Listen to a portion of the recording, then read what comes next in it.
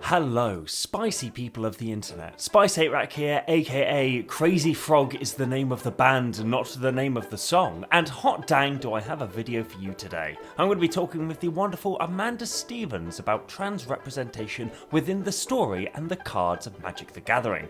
But I've also got a very cool announcement of something I'm going to be doing a little bit at the end of the month, so do stick around for that. So, without further ado, let's jump to past me to introduce the show and my wonderful guest. Trans people have been more and more represented in the cards and in the story of Magic the Gathering, but how good are these pieces of representation? With me today to discuss this, I have the multi-talented Amanda Stevens, gaming ambassador for Trans Lifeline, inclusivity ambassador, and generally just too good of a human being to really be appearing on this shit channel. Thank you so much, Amanda, for joining us here today. Do you want to say hello to the lovely audience? Thanks, Spice. I love Magic the Gathering. I love trans representation. I think that Simic is the best guild. Green is the most fair and balanced color in Magic. We need more and more powerful cards, I think, to have a leg up against the other colors. But I'm excited to be on this small leftist project. Let's see how this goes. That's so rude. So rude. Green does not need more powerful cards. I mean, look, Oko wasn't good enough. The Great Henge, just poultry card a turn maybe. Should have been 4 mana. We need to. Where's the green board wipe? Where's the green counter spell? Come on, I don't. This is revisionism. Nature's Veil or Autumn's Veil or whatever. You know that's a counter spell in kind. All right, I'm glad to see that the anger of the discussion is already. See, I heard that your channel was called Spice8Rack, so I thought I'd bring the heat to the start of the video. Thank you for bringing heat to A, this small channel, and B, also this terrible wet rock of an island that I live on. So today, what we're going to do is we're going to have a look at various characters within Magic the Gathering that showcase in some capacity or another, being trans. I love most of the characters that we're going to talk about, and I don't get to talk about them enough, which is a crime. There have been so many videos that I want to just talk about Ashiok for 20 minutes at a time, but A, there's not enough content about Ashiok to actually make a video about Ashiok, but also I just love having conversations with people about these characters and these stories. So let's just kick on off. Are you ready, Amanda? I am ready, willing, and able. Sweet. So, I mean, I mentioned Ashiok at the start, so might as well start with A. Ashiok is a mysterious planeswalker from a still unknown plane whose head is obscured by bizarre, dark mist, horns created from the physical manifestation of nightmare itself. Ashiok is one of the most striking planeswalkers, I think, in Magic, and caught a lot of people's attention when Ashiok was first printed.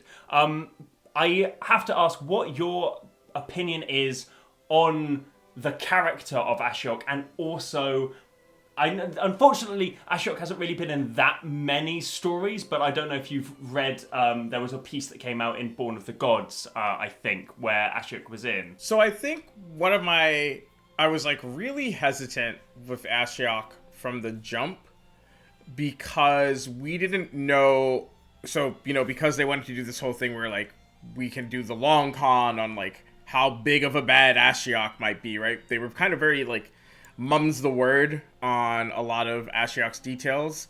Sometimes when they introduce planeswalkers, it's they're introduced with back then at least, right? They'd get a little short story, so you kind of got a little bit about what they were about and how they were going to interact with the plane, or just give you sort of their core tenets. Because remember, planeswalkers, they were shifting the story to not be about the low life on the plane, but these mythical time and space traveling wizards, right? So that's why a lot of the actual planes characters are kind of but the planeswalkers. So it was kind of weird that Ashiok kind of got introduced and you were like, huh, I mean, I like your swagger. I was like, I did agree that it was like they are a very visually striking planeswalker. But I remember that everybody was like, oh wait, what's Ashiok's pronouns? And then Wizards released like a style guide note. Yes. Like, we didn't get any of that information except through the style guide.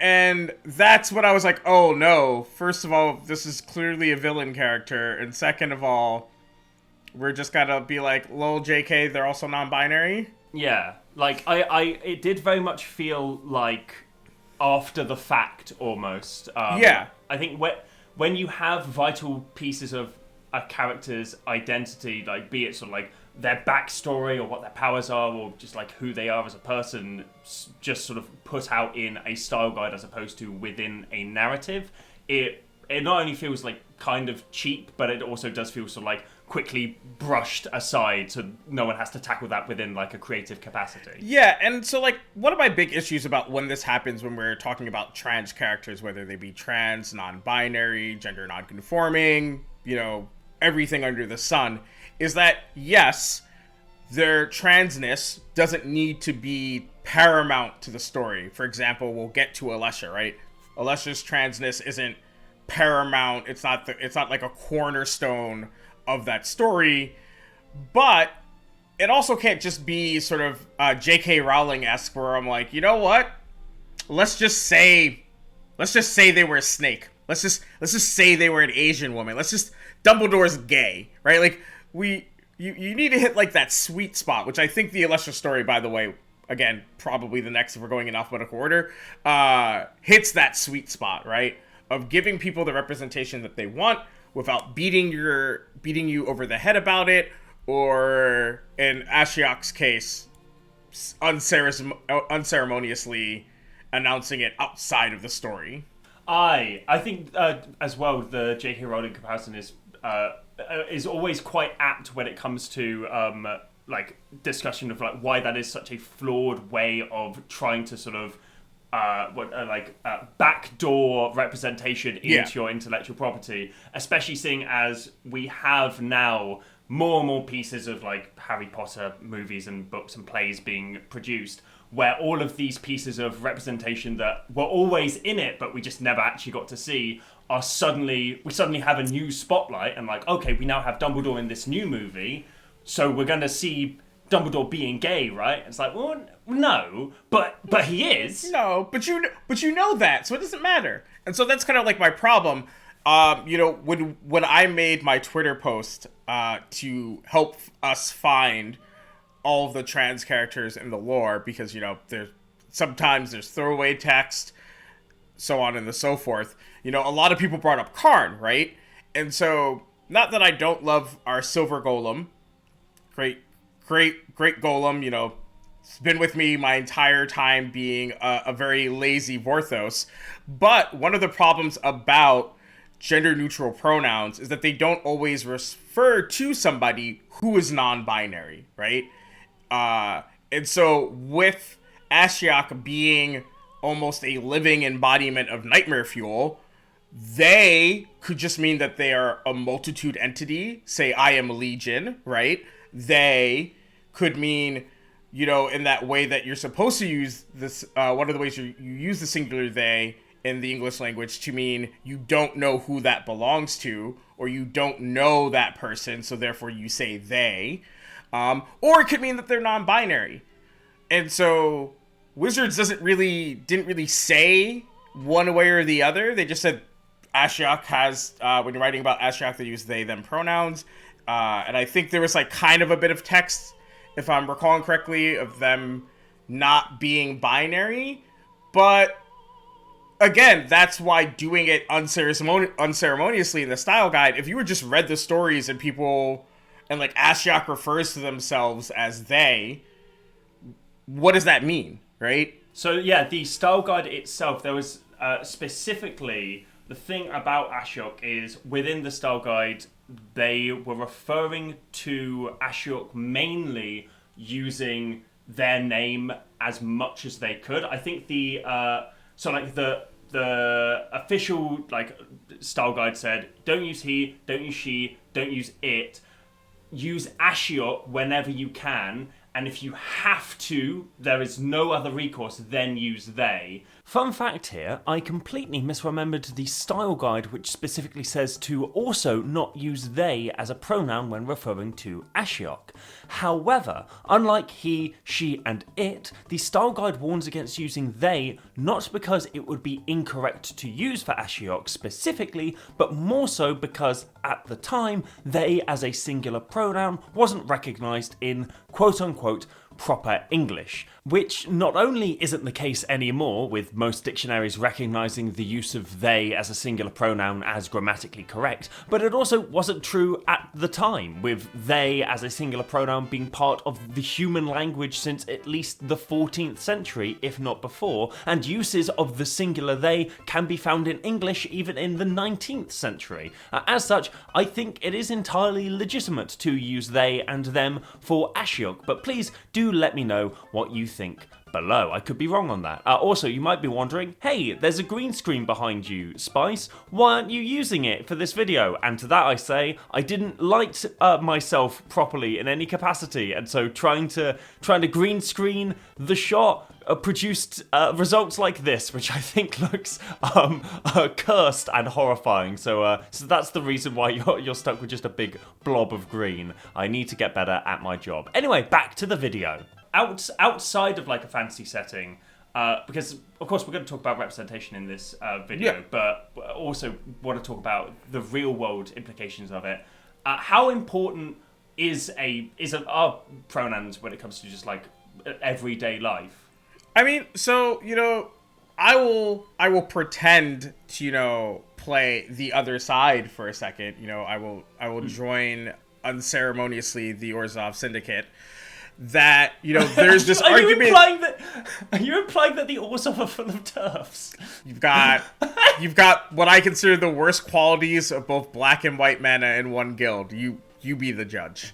There's this argument, right, that pronouns don't matter. You'll hear a lot of cisgender, that is, people whose biological sex, which is also kind of made up, and gender identity align with themselves. So, someone who is born biologically male, again, a made-up construct, and also identifies as male, that, somebody messes up my pronouns, I don't care, or, it's not really that big of a deal. Yeah, sometimes if you call a guy she a whole day, I'd bet eventually they'd get mad. Pronouns, just like anything that we have, are names, identities that we care about, like being a Tron player. They matter to us, right? The way that we see ourselves is the way that we would like to be reflected out into the world and be respected. And pronouns is an instrumental part of that, right? I think because we don't realize that, we use pronouns way more than we use people's names. If you actually think about it, during everyday conversation, somebody doesn't just constantly refer to somebody by name. They might say oh, that's Amanda's notebook. And then the rest of the time that you're talking about Amanda, you're going to say she, her, hers, right? You rarely in a conversation does somebody go, that's Amanda's notebook. Amanda's a great person, but I really wish Amanda didn't leave Amanda's stuff lying around all the time. It'd be really great if right? That's not how conversation goes. And that's the problem that I've been having with ashiok, and using that consistently throughout the conversation. Also, please do continue. You're being that was an amazing point. I almost choked on my tea when you did the Tron players joke. I just want to let you know. Yeah, but I think that it's something that a lot of people don't think about because we don't really think about the way we talk, right? That's why also people don't really like hearing their voices, and they're not very comfortable on camera because they have to face the idiosyncrasies of how they communicate and their body language, and it makes them uncomfortable. It's why a lot of people miss the point, make the misplay on understanding how pronouns relate to everyday conversation and how we use them as a signifier of our understanding of a person. this kind of links into the we could have gone to like alesha, but I think what we've talked about thus far actually links a little bit more into like some of the more minor characters of Halar, and specifically of Halar and Alaru. And these are two very, very minor characters that were... And those are the two non-binary characters, right? Yes. Yeah, because Alaru, it is super throwaway, because Alaru is one of the Commander Legends. In fairness, almost all of the Commander Legends characters don't really have story, except for ones that, like, already existed. But Alaru is, I think, like, 3 sentences long, and there's just constant they-them pronouns.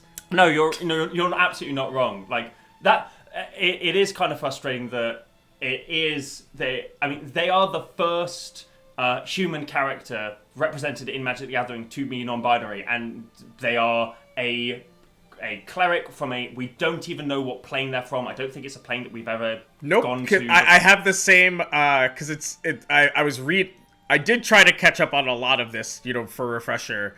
And it's the same language for like pretty much every commander of they are a cleric from a plane yet realized or yet visited. It's like this. It's all like there's a copy pasted like text that is in a lot of the bios, because I'm a big fan of playing Amreth right now, my lustrous dragon, nice. And she is also from a plane we've yet to see, or an unknown plane. A lot of there's a solid chunk of those in Commander Legends. Yeah, like that's something that I complained about during, I think I did my video on all the characters in Commander Legends, and being like, there's like 25 people here who are from somewhere, and it would just be nice to know, to have them have a connection to the story. Obviously, like Halar and Alaru are both non-binary, and just to be clear, non-binary and trans, are those two different things, or are they So connected? It depends. So one of the tricky things about trans, sorry to cut you off, Spice, is no, please go. Is that trans is both a identity that some have, and is also what we call a umbrella term.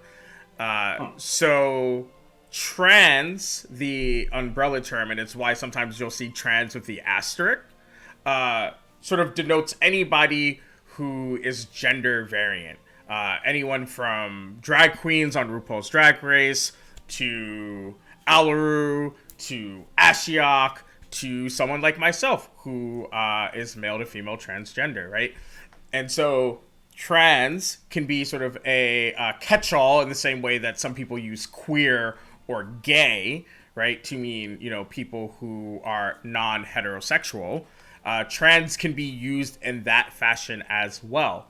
I would always like to denote that words also have individual meanings to people, and while I can always give you sort of what we use in a broader context, it is always very good, just like you would to ask somebody their pronouns or ask them if they want to pay for Ristic Study, you should ask them how these definitions relate to them, if it is something that they are comfortable discussing, or just in general, right? Because for some people, if they're non-binary, they don't want to be referred to, they might not want to be referred to as trans, right? They want to be non-binary. Sometimes it is the definition or the label itself that also holds a lot of meaning for people. Again, like Tron players. And so it is important to allow people to define themselves and also claim that identity. So remember that throughout this episode, just like a lot of Magic lingo has no meaning whatsoever, we're going to be speaking as broadly as possible and as generically as possible, because there is a myriad and multitude of identities as vast as the multiverse when it comes to speaking about this type of language. And I don't want to say that I am omnipotent like Nicol Bolas and know everything. I am... First off, again, thank you. But second off, I'm loving how you're peppering Magic the Gathering stuff into all of these vast, beautiful sentences. I feel like I'm playing a game and learning. So thank you so much. You're welcome. I mean, it helps a lot of people. I know that there are people who probably watch your channel who are only just Magic tangential, But for me, I always think it's important to connect the information to a knowledge point that people already have, right? So if I just speak in, gender studies gobbledygook, right? Then there's a chance that, as I said when we were trying to figure out our webcam problems, that they might get lost in the sauce, right? They're so focused on not knowing what a word means that they're missing sometimes just the plain English that's being spoken. So I try, as a Magic player, in this conversation, to link it to Magic the Gathering as flawlessly as possible so that it hits those referential points for learning purposes. Well, you're doing an absolute bang-up job. And no, I completely agree. That's my perspective when it comes to, my eugenics video, my anarchism video. I very much want to, try and connect something that someone, like a Magic player, might not have, heard of before or, not done a big deep dive into to something a little bit more familiar. So, no, I think that's wonderful practice. It's also very funny, and it's making me very difficult to not laugh. So, thanks for keeping me on my toes. Speaking of toes, no, that's not how I'm going to transition into the next character. We've talked about Alesha a little bit up until now. I think it's only fair that we now bring her into the conversation. Alesha, I think most people, this is certainly all of my trans non-binary friends who play Magic this is the character that they sort of they hold dearest for the most part.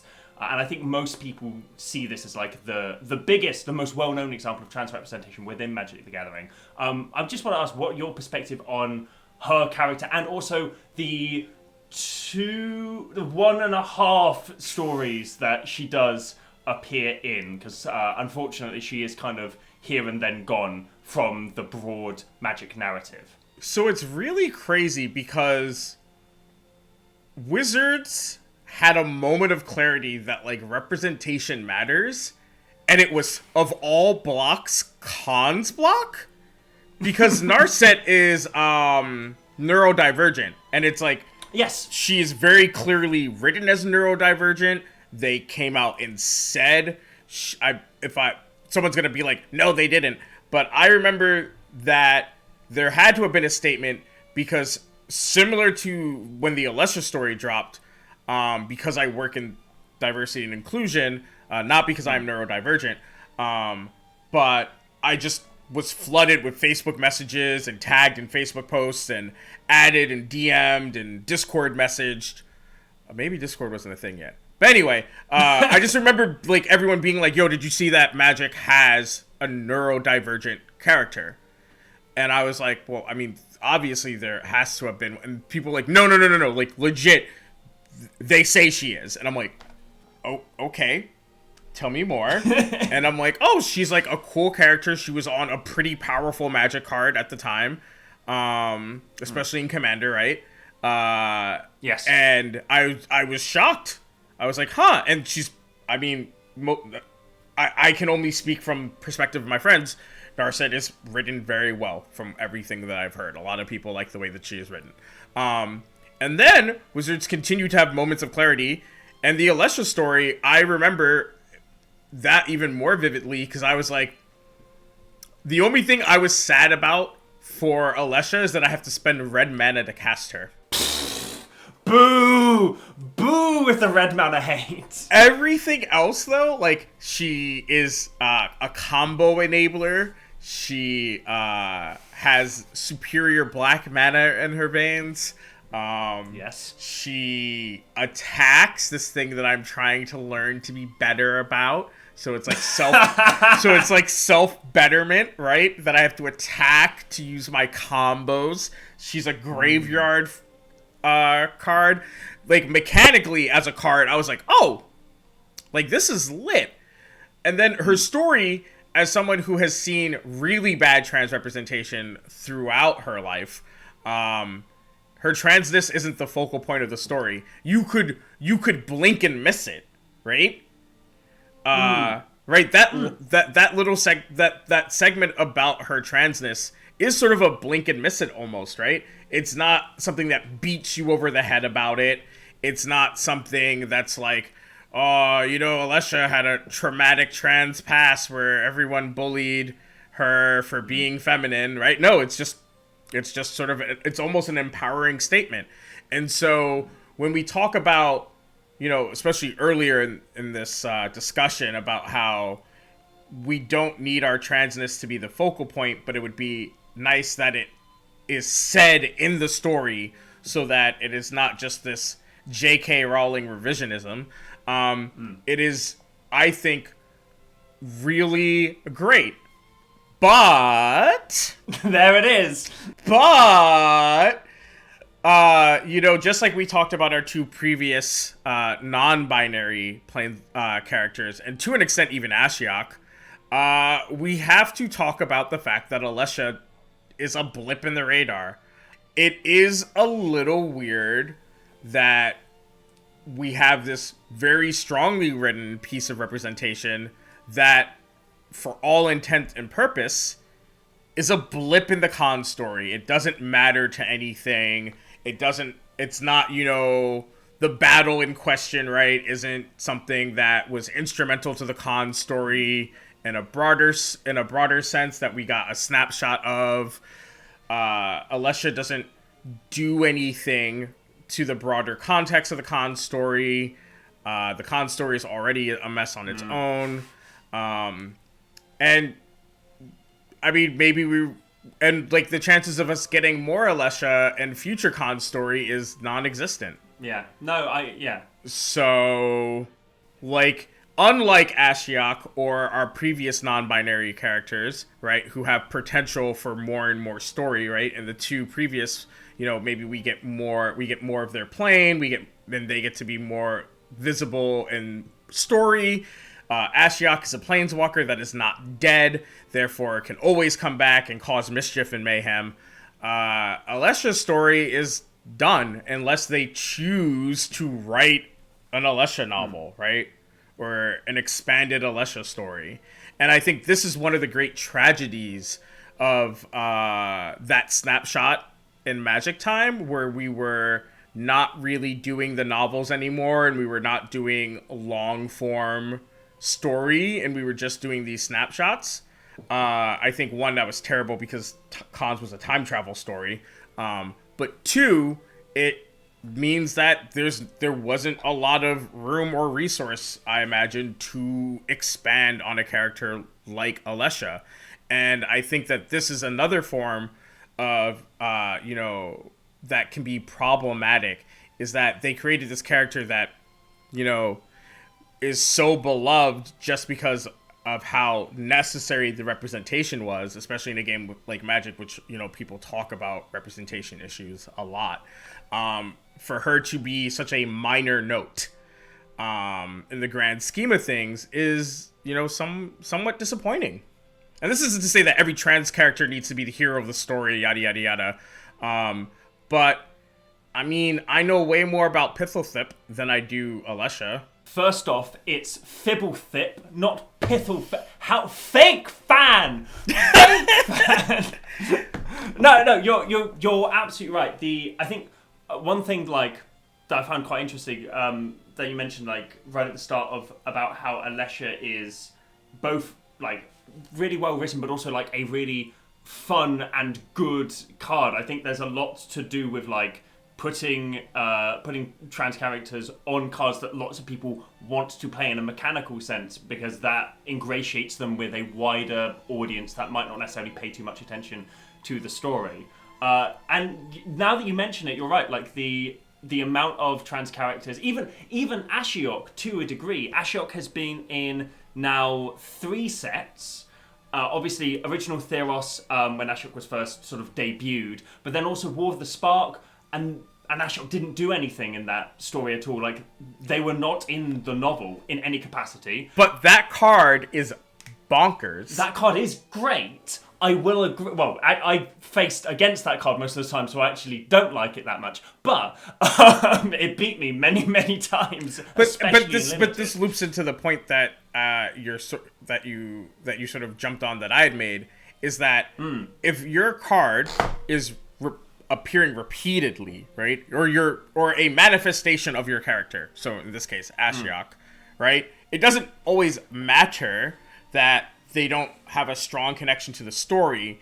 They are they have multiple opportunities to, you know, give people connection points. That's, I think, sort of really important at times with having good representation. For example, people were excited about Black Panther just from being in Civil War, right? And being a focal point character in that story. And then knowing that, okay, they are a focal point to the story. We know how the Marvel Cinematic Universe works. Black Panther ain't going anywhere, right? You know, it's not like, I'll use a comic book character that wasn't a Marvel movie, in the same one. Newt is in that movie. Newt's never gonna be, one, he blew up. Two, you knew that he didn't matter because nobody called him by his name. Nobody called him by his civilian name. He just gets his ass kicked, and then that's it, right? Right? But Black Panther, they were paramount to the end of, you know, that phase of Marvel movies, you know, the Infinity War and whatever the name of the other movie is. Endgame? Endgame. And Black Panther it's himself, right? So it's great when you know that this character that you're going to create a connection point with continues. We could also have, you know, a bad part of that. I think most of your audience probably is aware of this little known TV show, ran for like almost 2 decades, called Supernatural. And sort of, we can have bad representation, which I don't want to get into too much, but you can watch videos by Sarah Zed. You know, I'm plugging another YouTuber on your channel. Oh, that's fine. Sarah Zed's wonderful. But she did a really good video on queer baiting, and so you could have this thing where you could have the what is it? Dean and Castiel. I forget what the ship name is. Destiel. Yes. Where you have a drawn out, not acknowledged but sort of acknowledged relationship, and that can have different implications because it can create frustrations and other not positive emotions. So on the one hand, Alesha's fine because it's a good, strong representation in the one instance that she gets. It is poor because they haven't really done another strong trans character since. No, you got a fair point. I think that's the greatest disappointment I had about the new Theros set, which was supposedly when we were going to get actually more story to do with, like Ashiok, for example, and then the story of that never materialized. So like, it's very good to have like hope for a character going forward, but you're right, there definitely needs to be this mixture of like strong like characters that appear maybe once and then go away, but we also do need that through line of characters appearing consistently. I know that that's something that with the Kaladesh story specifically, we had Yeheni, but also the entire species of Aetherborn, who all use they them pronouns as their pronouns. Yes, and I got called out on Twitter because I had originally interpreted the Aetherborn as just entities that don't have gender. And I was quickly corrected by Twitter, in the way that Twitter does things, the way that Twitter often quickly corrects. No, they don't use the concept of gender, which I love talking about, because I think that there is an important denotation between not having gender as a concept, right? Not sex, but gender, and being non-binary. But that also speaks to the whole fact that like gender doesn't really exist, and neither does sex, and so I'm okay with both. But I don't always. I think when you have a very... So I think it's complicated because you want as much representation as possible, right? You want people to see something and be like, that is how I feel, right? However, I think that when your property lacks representation. I think we should maybe key into some representation points before we go to some of the more extreme representations. And not extreme as in bad, but I don't think everybody's on the gender abolitionist train. Right? And not everybody's on the gender is a made up concept, so we should just not use it train either. So for part of your non-binary representation to be gender is a construct and we don't believe it exists species, right? I think that might not be it, Chief, a little bit. Yeah.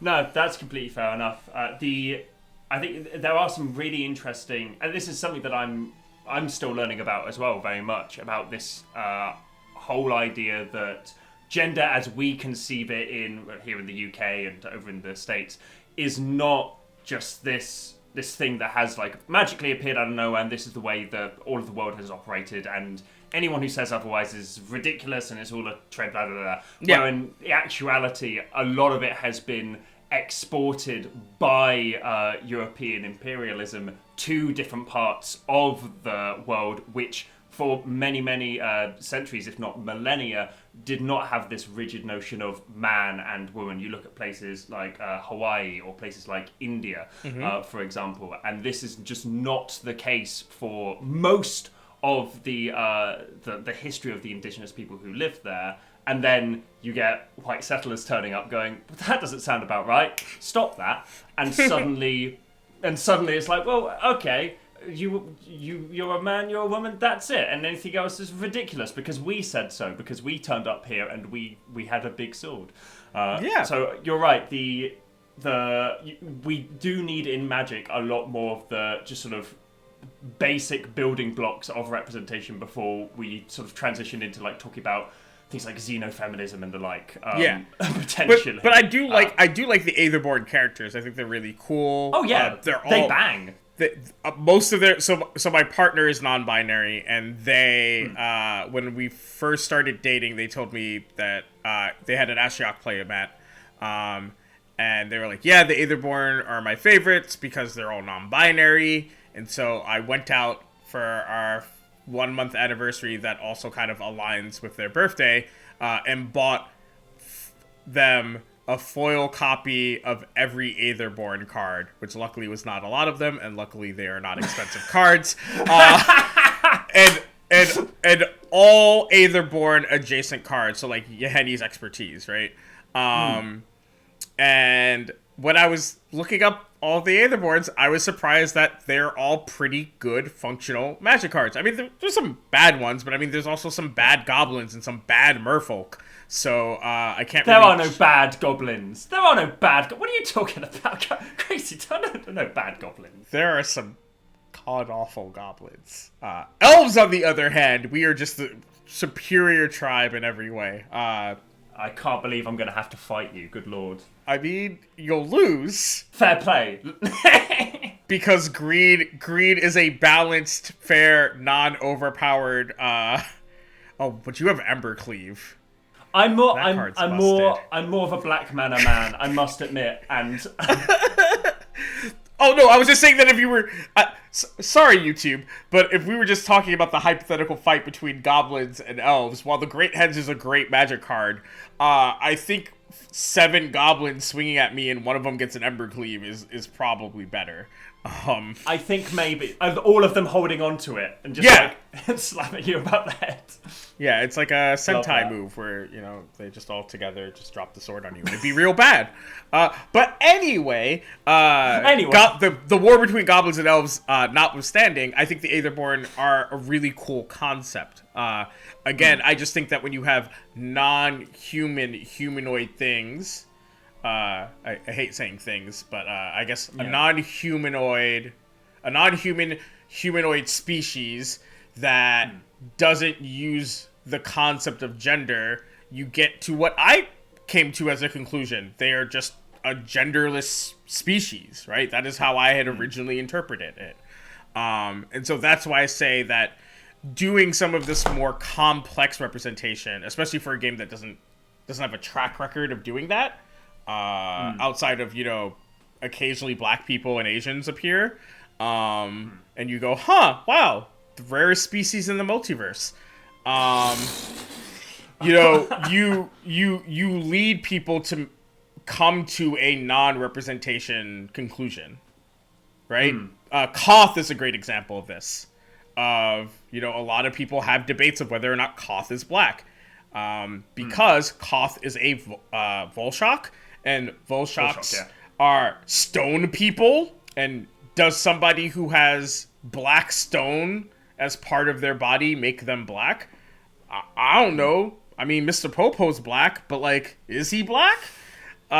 So again, when you are a property like Magic the Gathering that is known for a well of diversity issues, when you do some of these things, you lead yourself to almost be told you don't have it. I think that's a really interesting point. I hadn't actually considered the fact that it is very necessary to have a foundation before you start being sort of experimental, especially considering if we considered like the timeline of events in terms of characters, like Yeheni and the Aetherborn are more recent than even like Alaru. So like the entire concept of the Aetherborn, Yeheni, Gonti, etc., are a lot more like were first introduced into the game before we even had a non-binary human. Non-binary human, as we were told from a very small placard that was released on Twitter, that you maybe missed unless you're paying really close attention to social media or the Magic the Gathering mothership. But that's neither here nor there. But yeah, like I also find it sort of kind of interesting that up until the Aetherborn, was it half or even more than that? It may even been more than even the vast majority of characters whose like gender or transness is transness. Sure, transness is good. I use it. Yeah, like whose transness was a cognizant point of their character as a creature. Most of those characters were like smoke creatures, as opposed to people with faces and stuff. Do you think that was? I don't know. That always just sat with me weirdly. So I mean, conceptually, right? If we're like giving somewhat of the benefit of the doubt, and we're not saying, oh man, Wizards only thinks that trans people are smoke creatures, which maybe they do.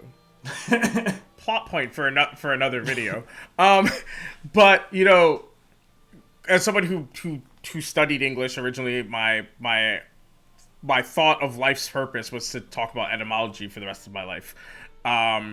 Tight. Yeah, right. But when we talk about like the singular they, if you're going to create a living being, right? We have sort of an internal, because of the way we're taught language, to think that it, right, as a pronoun or not, or I guess pronoun, is dehumanizing. It's bad, right? You shouldn't call someone an it, right? You get taught that. You kind of have to use they, which is not a bad thing, but again, like I said earlier in the video, they doesn't signify gender non-binary, gender variance. It's just the singular they. And so to have a bunch of Magic properties just sort of kind of use they as a throwaway, and then sometimes be like, oh, nope, they exist outside the gender binary, like they did with Karn recently, right? Where they're like, oh yeah, everyone just calls me he, and I just kind of accept it. And I'm like, that's neat. I'm glad somebody thought that was a cute story note, with all of our other great trans and non-binary characters. Real glad the sentient silver golem gets to weigh in on the gender debate. And I'm sorry, because I know that some people really are attached to Karn being non-binary, and I don't want to, make fun of the representation that matters to you. But maybe the robot shouldn't be one of our hallmark representations when we time skipped away from one of the best ones you ever wrote. I actually hadn't actually read that part about Khan. It's in the Dominaria story, apparently. Fair play. Dang, I must have missed. Well, that's what we're talking about earlier, about sort of like blink and you miss it moments, and sometimes that can be good, so that like the story can develop past the subject of someone's gender whilst not losing sight of it, but also it can be bad in the you can literally blink and miss it and not actually pick up that this character is supposed to contain some. And I guarantee you, if Karn comes back in the story, there's gonna be people that don't say they. So yes, I think that might be. Yeah, that's gonna be a slight problem of people going on and misgendering Karn in the narrative.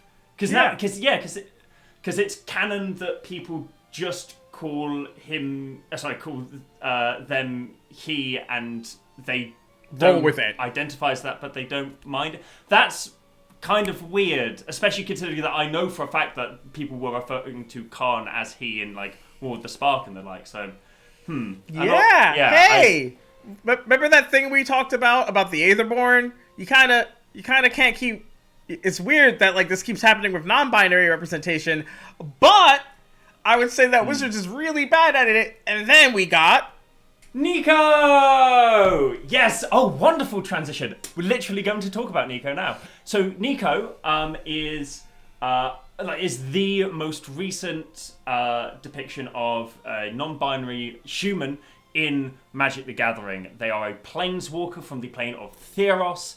Their spark ignited when they defied Klothys, I think Klothys, the god of destiny, by deciding to purposefully, as anyone who's played a MOBA and got salty, by purposefully throwing the game during a gladiatorial combat, and then Klothys was like, well, that's not on, and then they disappeared and appeared on Kaldheim. They are a lot of people were like celebrating the fact that this is not only the first sort of like non-binary character that actually has a proper like chunk of story, but also that they are a planeswalker. This is the first planeswalker we're talking about. Not first planeswalker we're talking about, because of course you have Ashiok, but first non-binary human planeswalker. So what I've just finished reading Niko Story, rereading it last night. There's lots of stuff that I do want to talk about, specifically in terms of like literary stuff. But I just wondered if you wanted to jump on in with like your perspective on this. So I'm gonna be fair. I read the story beat that they dropped when they announced Niko as a character, where they explained like, you know, how their spark ignited and everything. I am real behind on the Kaldheim story. I'm also not super into Vikings. Like I don't get the trend. I liked how metal everything looked. Like, you know, so I will say I'm so happy that as the audience has probably built an understanding on my progression, I love when our representation is a thing that we can, if we don't like how it started, you know, a la Tybalt, that we can get more of it, right? You know, Tybalt was kind of cool in the Innistrad story, kind of lackluster on a card. Then we got another Tybalt card, and that was like a good draft card, kind of like a corner case EDH card. Didn't do a whole lot in the War of the Spark story either, from memory. But now, he didn't. Now Tybalt's back, baby. And you know, boy oh boy did Tybalt come back, right? So I love the idea of, from what I've heard, Niko's story is like pretty okay. As far as the Kaldheim, as far as the Kaldheim story goes. But I'm glad that they are a planeswalker that is not dead. And therefore, even if it's not the next set, or the set after, or the set after that, they're going to come back. And because they're a planeswalker, which is a marquee card now in Magic, you're going to see Niko, right? Maybe not competitive. I don't know how good of a competitive card, but like, I know people, just like at Alesha, just throw Niko in a deck because they're non-binary.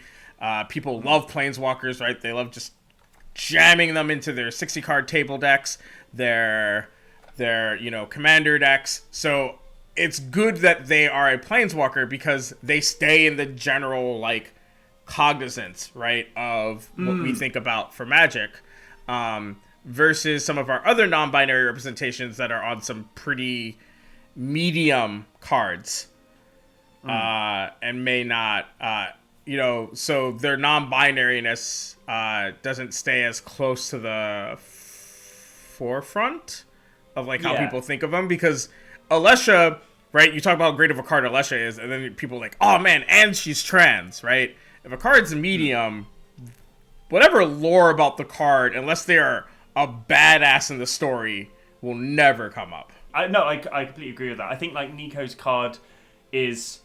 I've not seen anyone play with it, but again, like, planeswalkers just have this prestige attached to them anyway. So I think a mediocre planeswalker gets by a lot better than a mediocre legendary creature or a mediocre spell or something like that. So I'm hoping you will educate me now on the Niko story. Is it good? I think it is, yeah. There are some very specific... I won't give you like a full breakdown of it, but there are some very specific moments that I like a lot.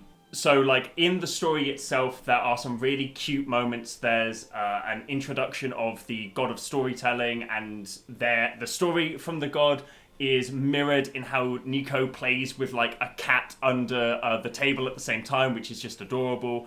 But I also love how the general theme of defying one's fate, a la defying what has been predetermined for you, is a major theme in Niko's story, because I know that is a feeling that a lot of my non-binary friends feel about, like, defying this thing that somebody told you were going to be, and you were like, well, that's not who I am, though.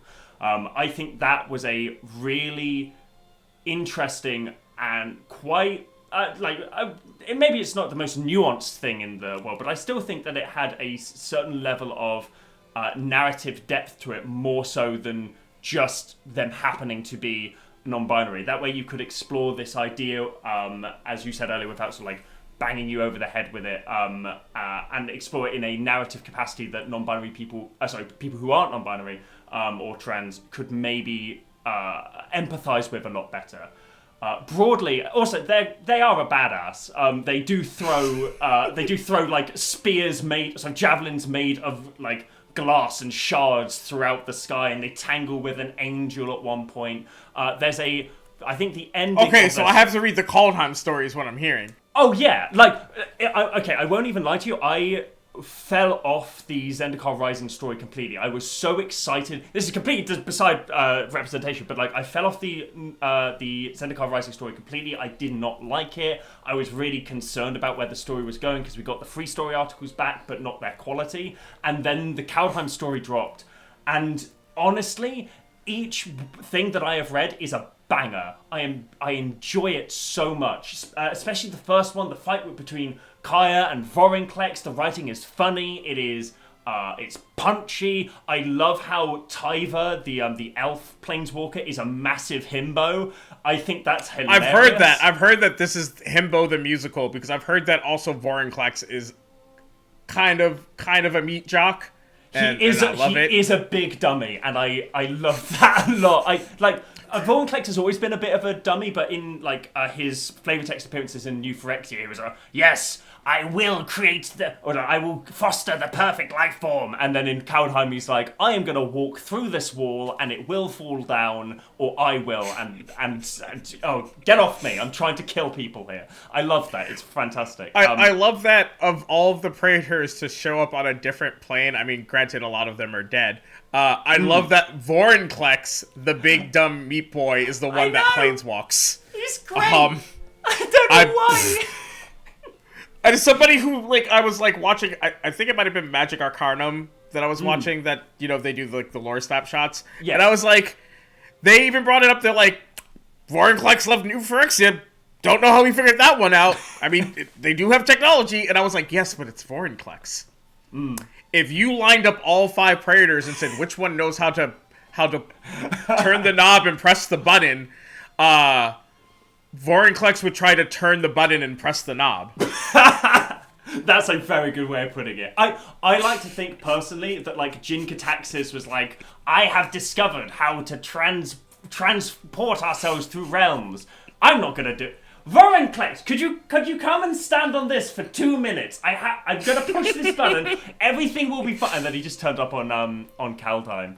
The Kaldheim story is great. I did really enjoy Niko's character. There is also in Niko's story, they are not because of course Niko uses they and them, but another character, a minor character, is referenced with Z and Z. And I was just wondering... Neo-pronouns are my favorite! Yeah, so what are neo-pronouns?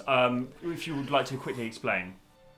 Neo-pronouns, to my understanding, because I don't deal with them a lot, I don't this isn't to say... When I say I don't interact, it's not like I'm like, people who use neo-pronouns. There's no circle... There's no circle protection, neo-pronouns. I don't have hexproof from them. But to my understanding, the evolution of neo-pronouns is similar to the evolution is just like the evolution of language, in that people felt that having pronouns that were tied to the binary or acknowledged the binary, because they, them, right, is part of our English language, right? So it does acknowledge the fact that of some unawareness of the binary. And these pronouns allow people to feel like they can express themselves in a greater capacity. I can't really give you like the super nitty-gritty like breakdown of like where they come from, but to my understanding, it is just an evolution of language to allow people to refer to themselves outside of the binary and without having to reference the binary either. But I'm a huge fan of Z-her. I'm Zer, all of neo pronouns, because as someone who loves language, right, I love it evolving, and whenever Webster's adds a new word to the dictionary and people are like, that's a made-up word, I'm like, they're all made up, and that's why they're all great. We did not pull the word apple. All right, it's not on the camera. We did not pull the word apple from the Aether. We created it. Absolutely. Right? I mean, nowadays, if we pick up a water bottle, we call it a water bottle because that's just, it has a label sometimes, right? But you don't pick this up and it says, hello, I'm a water bottle. Certainly not with a slightly British accent. Oh man, you caught it. Damn. Thought it was seamless. But yeah, so neo-pronouns are just an evolution of language to allow people to have better expression of selves without the binary. Fantastic. Thank you very much for that explanation. I guess now this is something that I have a lot of pals who, like, English isn't their first language. Like, they grew up in like different countries in Europe, for example, where the language is gendered. Here, English is a language that we use gender, of course, but you wouldn't refer to, like, there's no femininity in the word table in English, but in French, I think it is, table is a feminine word. You've got le and la and stuff like that. Yeah, it's a lot of the romantic languages. Although I do know, I believe, and someone's going to tell me, I believe to my limited understanding that it does exist in some Asian languages as well, that like certain words, but I don't know if that's more of a cultural thing. Granted, all language is cultural, but I do believe that there's what is considered feminine language and masculine language in Japanese. But I could also I'm not an expert, so don't listen to me. But I am more aware of feminine and masculine language in Romance languages that deviate from Latin. Yes, and that's something that I think that I know that I keep calling them neon pronouns. They're not that. They're neo pronouns. Neon pronouns are a different thing. But neo pronouns are used a lot within those languages as a means of exiting the gender binary within the like inherent within language when you want to refer to a person. And today I learned, and that makes a lot of sense, and it makes me want to like do more research into neopronouns.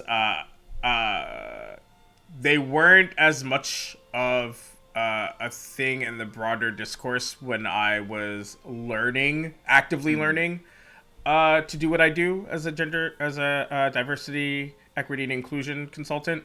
And I will admit that I am not very good at the learn mechanic, and I should add more lesson cards. Jesus oh man, I lost Christ. the sauce. You dropped the sauce all over the floor. I tried, audience. But yeah, no, it is something that I keep myself abreast on, that I know that they exist. And I try to read articles when they appear, but I should do my better due diligence in improving my understanding of the gender metagame. On that topic, are there any, because hopefully there are some people in the audience who have learned something today, that'd be nice. I certainly have, but are there any good resources for someone who is just, where this may be like a decent introduction? Are there like an extra step that someone could take to, like, I don't know, is there a good online publication or a good book or a good YouTube or something like that somebody could watch? Yeah, Spice. So one big recommendation that I have is a graphic novel called Gender, and it is by Meg John Baker and Jewel Scheel, and it is a graphic Wait, is this the missing card? I've been looking for this prismatic vista for 4 months now. Hey! I'm helping! But yeah, no, so on a fairly serious note, so this is a graphic guide that talks about the evolution, both what are different types of genders, and sort of the evolution of talking about gender, and also things that people of various genders deal with. So it talks about trans exclusionary radical feminists. It talks about the difference between trans and cis. It has a nice little section, I don't think you can see, on non-binary as fluid. So this really great. UK MSRP is $13.99. US MSRP is $18.95. And I think that this is a very good beginner's introduction to gender as a concept. And I also think that even if you think you know a lot, I will say that as someone who talks about this a lot for a living, I learned some things too. So, top notch. Fantastic. Not going to put on the fake British accent for that one. And then, everything you ever wanted to know about trans, and as you can see, it has the asterisk like we talked about, by Brian Tanhill. And this is not a great resource necessarily if you are trans. I will tell you that this is a very dry read. If you identify as trans or non-binary, you're going to see a lot of stuff that you already know. This is a bit of a hefty book. We are clocking in at roughly 357 pages of non-source material, because there is a very extensive listing of where all of the things that they talk about comes from. But cool. If you really want to learn, and you are coming from a place where you're like, I know nothing about this trans thing, nothing about this non-binary thing, and I want to become better educated, Bryn, I'm sorry, I said Brian. Bryn, she is a amazing activist, and this is I know has helped a lot of people become more hip, as it were, to what being trans is. So if you really want to learn about it, I really recommend this.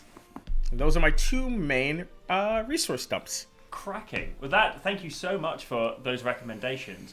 But before we come to a conclusion, I've got something fun and interesting that I'd like to talk about that might be connected to this topic. And I'm gonna cut away and talk about it now. Thanks, past me. Yes, on Wednesday the 28th of April, I'm going to be streaming all day from 10 AM BST to until I have to fall asleep BST, playing a bunch of games made by trans creators over on twitch.tv/Spice8Rack. I'll be doing zany rewards, hanging out with cool folks, and all the while I'll be raising money for Trans Lifeline, a grassroots hotline offering direct emotional and financial support for the trans community, which is also run by the trans community. The hotline, not the trans community. Of course, the trans community is run by the trans community. I went off script there, I'll get back on. So join me then, give to a good cause, and help ruin what I'm sure is going to be an amazing experience of playing a variety of stunning games by donating money to make me eat raw beans on camera or something equally horrifying. But I'll also be taking viewer suggestions for games, so come along, suggest a hidden gem that you might want to see me play. Ooh, it's going to be a right circus of fun. Wednesday the 28th of April over on twitch.tv/Spice8Rack from 10 AM BST until I collapse from fatigue BST. I won't actually collapse from fatigue. You should play games in a safe capacity. Don't overexert yourself playing video games. Safety. Wow, wasn't that a great announcement that I definitely said all right now and not recorded it after the fact?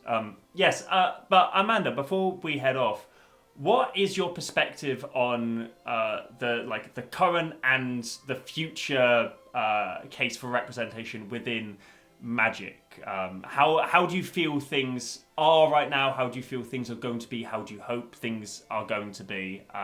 Sort of like summarize your thoughts, if you would. Yes, Spice. So I think that we are definitely moving in a positive direction when it comes to trans representation in Magic. I don't want to give Wizards too much credit on like how they're doing on representation. They have gaffes from time to time, but I think on a progression scale, especially from what you've told me about Niko's appearance in the Kaldheim story to just even throwaway kind of saying, hey, these Commander Legends characters are non-binary. I think we are slowly moving the needle in the direction of progressiveness, and I'm happy with it. Obviously, as someone who talks about this stuff for a living, I'm always going to be critical when it's just a blurb or, it's just a snapshot story, because I want more and more, because I am a greedy player. But I have to somewhat give credit where it's due, that they do seem to understand that this idea that they used to have of somewhat not making political statements, right? That a lot of game companies had, that saying someone is non-binary isn't a political statement. It's a matter of fact, and non-binary people exist. So I'm glad that Wizards is becoming more and more progressive, and I am excited for when it happens, as quickly as Spice loses games. You come onto my channel, you insult me, you spread lies about the ineffectiveness of Goblet. I've purged everything we just talked about from my memory. Spice, your YouTube channel probably has been on your Twitch streams as I have, and some of those recent arena drafts were This is, how dare you? I consistently just get shafted by bad other players. I'm really good at the game, it's just everybody else is cheating. Oh, oh my god, and you're probably part of the Shuffler Hates Me Illuminati, right? The Shuffler does hate me! Auto Tapper hates me too! Bastard's out to get me! Wow. Well, this ended horrifyingly, and I hate it. But thanks for coming on. Seriously, thank you so much, Amanda, for coming on. This has been a really, really... I love talking about these characters, and it's just so nice to talk about them in both a critical sense, both in terms of like how this character is being represented, but also in terms of like criticism from like a literary and narrative perspective. So thanks so much. Where can people find you online if they're interested in seeing some of the stuff that you put out there? So I will always just direct people to Amanda TN Stevens at that is my Twitter. I don't stream consistently, but if I do, it'll show up there. If I make a YouTube video, which I don't consistently, it'll also be there. And since this is coming out in the future, be on the lookout for a Magic Arena event called Transverse the Planes, where we'll be playing some standard Magic the Gathering to benefit Trans Lifeline, and there will be a ton of dope prizes, and that will be in May 2021. I know that we're in potentially April. Time has no meaning. So yeah, this is what I get for studying under Teferi and not understanding how phasing works. Strong. And on that final classic magical joke, it's time to end the show.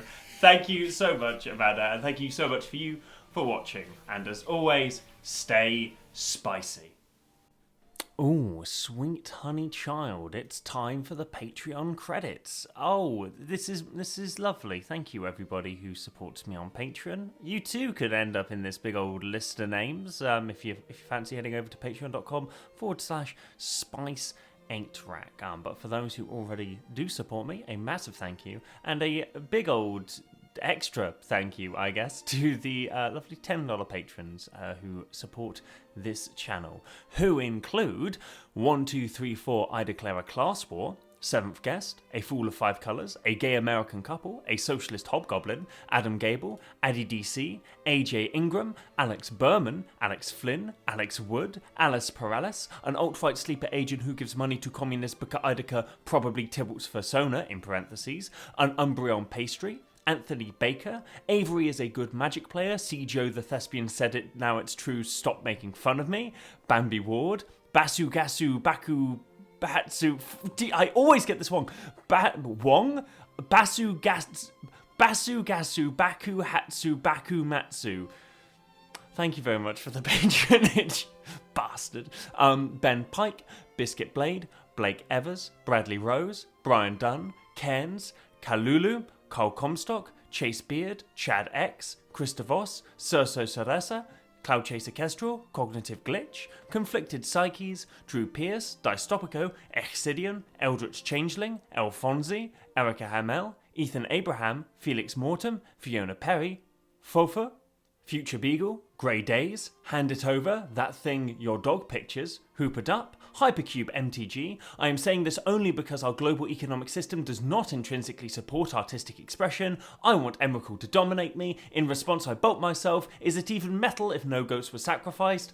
What a combo there. Jake Colburn, Jessica Settle, Joe Benson, Johnny Rifle, Joshua M. Steffen, Julie Bunn, Julius Home, Just Mild Lilac, Carlia Whithart, Kate B, Kevin Quinn, Kurdape Apologizer, Kyle Van Linden, Lacrem1234, Leliana, Lily of the North Star, Literally a Ghost That Pushes Over Candles, Linnea, Madame Monroe, Magic Arcanum, Max Cooper, Mike Mavramatis, Morgan T. Robbins, Mr. Skolaton, N. Ben, Omar Alviberi, Oops Orsini, Ori, Buck, Ray Fi... Oh, hang on, this is a brand new one. Ray Fiu. Do let me know if I get that right, Ray Fiu.